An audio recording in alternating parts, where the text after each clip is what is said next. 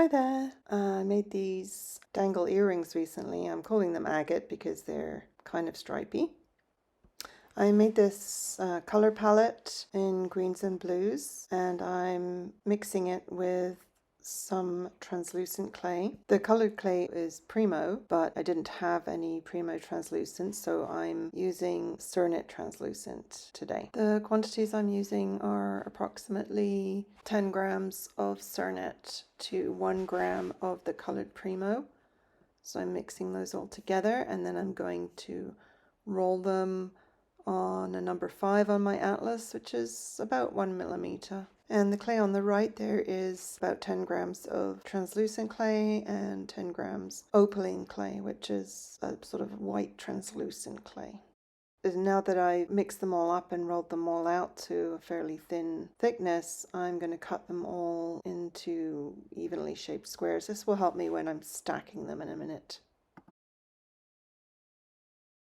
And I missed a bit of video here, forgot to press the button, but I basically put a couple of drops of white alcohol ink on top of each of those squares and left it to dry, not for long, maybe half an hour. I'm using white alcohol ink here to create a bit of definition between the layers. I wouldn't use acrylic paint, white acrylic paint here, because that will stop the layers from sticking together nicely. And again, forgot to press the button, but I then stacked all of those squares on top of each other. I basically tried to go from light green to dark blue and interspersed some of the translucent and opaline clays to just make it look a bit more interesting, so it's not quite so evenly spaced. And there you can see how the layers look. So I really wanted to test this new bead roller that I designed. They're quite long beads. You can see that I've already figured out how much each bead weighs. If you haven't already seen it, go and watch my video that shows you my best tips for using these bead rollers, and that'll show you how I got to this 1 gram figure for this bead. So I'm cutting chunks of these slices off. I'm making sure that I take a larger chunk than I think I need, and then I'll carefully shave off small amounts until that chunk of cane comes down to the correct weight.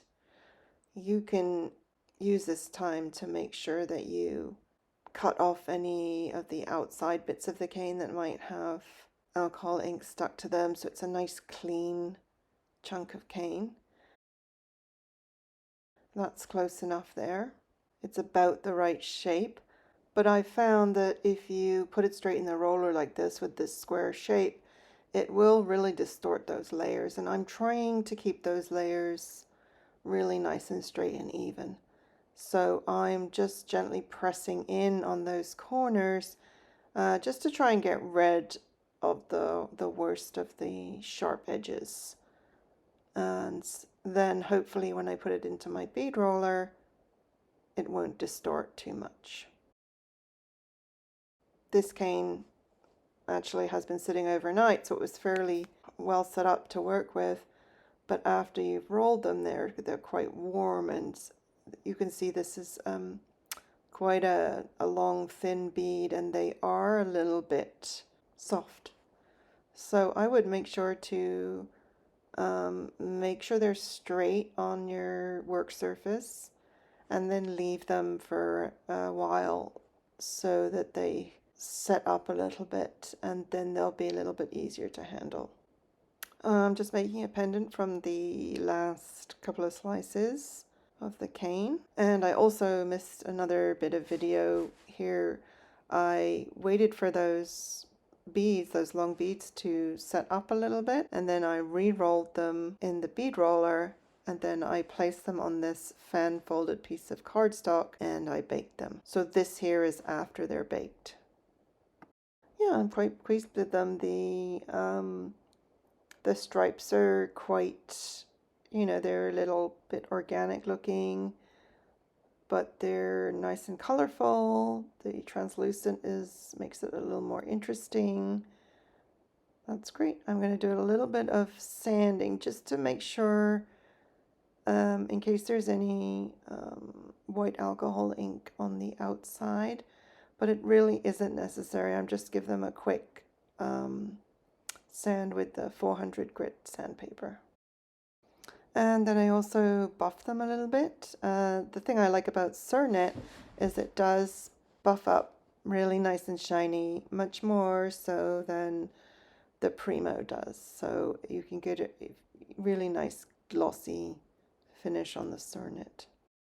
So I bought these bead end caps specifically to make these earrings. These are 4mm end caps, and they just about fit on the 3.5 centimeter beads that I made. They are a little bit tight. I think what I would do is sand down the tops a little bit to make them fit really nicely, and then put a bit of epoxy in there to make sure that they're stuck really well. Just for this purpose of this video, I just jammed them in, and they're actually staying in really nicely, but they really do need something more to stop them from falling out. And the thing I liked about these end caps was they have loops on them so that I can simply attach them to the earring wires.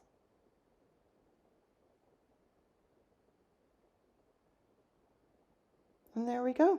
I'm really pleased with those. They're quite long and dangly, but they've got a bit more shape to them than some of the flatter earrings that we tend to make with polymer clay. So I love bright colors, so I'm very happy with these.